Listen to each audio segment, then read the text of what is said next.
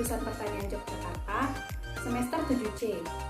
Jadi, pada kesempatan kali ini, saya akan melaksanakan praktik pembuatan fermentasi tape. Nah, di sini akan ada 3 perlakuan, di mana perlakuan pertama menggunakan ragi komersil, perlakuan kedua menggunakan ragi dari tepung beras, dan perlakuan ketiga menggunakan ragi dari tepung ketan. Untuk ragi dari tepung beras dan tepung ketan ini hasil dari praktikum yang sebelumnya. Untuk alat dan bahan yang digunakan pada proses pembuatan tape ini, yang pertama ada bahan bakunya yaitu singkong. Singkong di sini sebagai sumber karbohidrat atau sumber pati. Kemudian ada ragi. Ragi di sini berperan sebagai penghasil mikroorganisme. Jadi di dalam ragi ini terdapat banyak sekali mikroorganisme. Di antaranya itu ada Saccharomyces cerevisiae, kemudian ada Rhizopus oryzae, dan masih banyak lagi. Kemudian kita menggunakan daun pisang. Daun pisang di sini berfungsi untuk proses fermentasinya, untuk menutup. Kemudian ada pisau untuk memotong, ada baskom. Di sini ada 3 buah baskom. Jadi ini untuk masing-masing perlakuan. Jadi ada 3 perlakuan, ada 3 jenis baskom. Kemudian ada spidol. Nah, selanjutnya kita masuk ke cara pembuatannya. Proses yang pertama yaitu kita memberi label pada baskom. Jadi di sini kita akan menulis 3 perlakuan.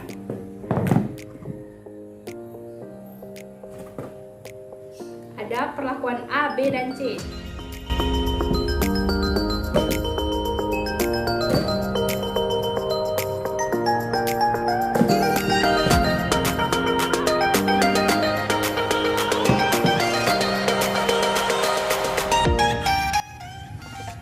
Tahap selanjutnya yaitu kita mengupas singkongnya.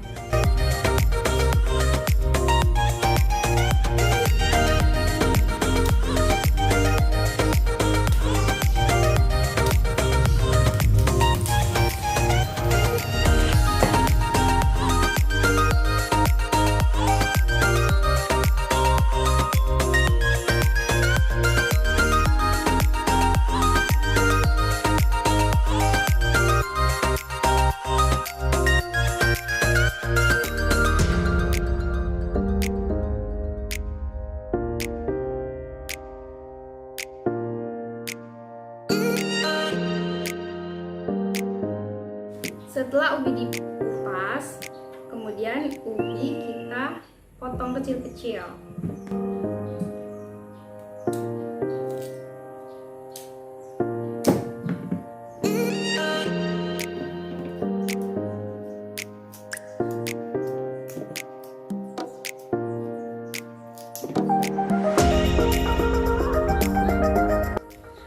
Setelah ubinya dipotong, proses selanjutnya yaitu pencucian ubi.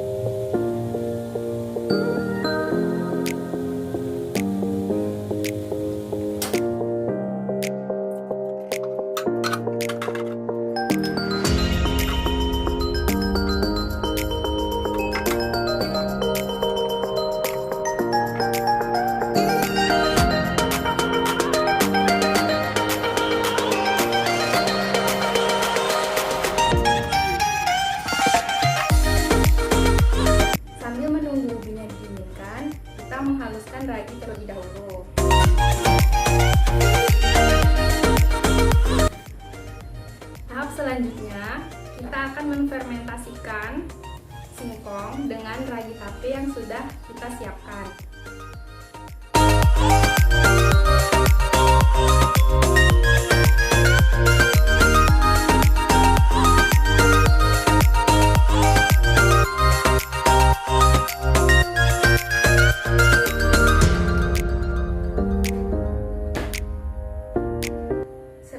Selanjutnya ini untuk perlakuan ragi tepung beras.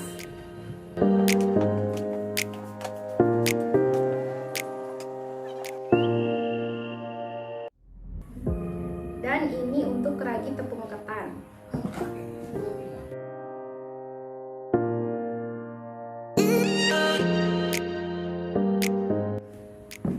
Kemudian masuk ke tahapan penaburan ragi ke singkong yang sudah disiapkan.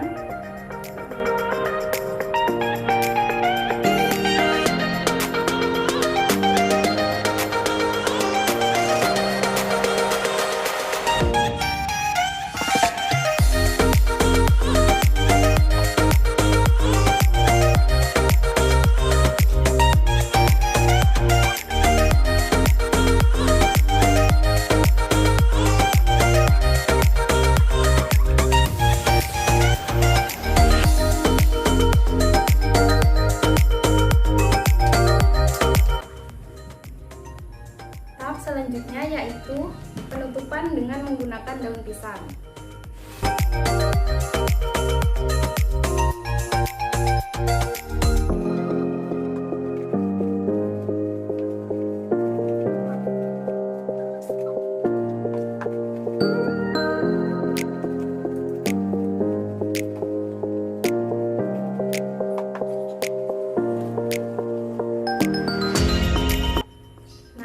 Setelah ditutup, kita akan diamkan ragi ini selama 3 hari atau 72 jam. Setelah itu baru kita bisa melihat hasil dari keberhasilan ragi yang telah kita buat. Selamat siang teman-teman. Jadi hari ini adalah hari ketiga di mana tape yang kita buat kemarin sudah bisa diamati hasilnya. Secara keseluruhan, baik itu tape menggunakan ragi komersial maupun tape menggunakan ragi ketan dan tape menggunakan ragi tepung beras, itu hasilnya yang pertama dari tekstur. Tekstur tape ketiga-tiganya itu lembut. Kemudian yang kedua, aroma. Jadi aroma ketiga tape ini itu seperti tape pada umumnya. Jadi ciri khas tape baunya.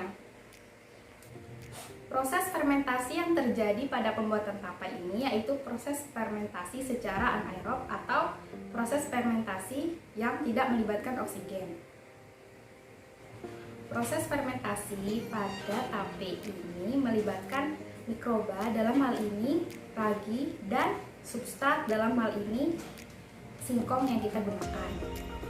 Karena adanya perombakan yang dilakukan oleh mikroorganisme terhadap substrat, maka akan menghasilkan senyawa yang lebih sederhana. Senyawa pada singkong yang tadinya kompleks atau disakarida akan dirubah menjadi senyawa yang lebih sederhana atau polisakarida. Seperti yang kita ketahui, senyawa yang lebih sederhana itu lebih mudah diserap oleh tubuh.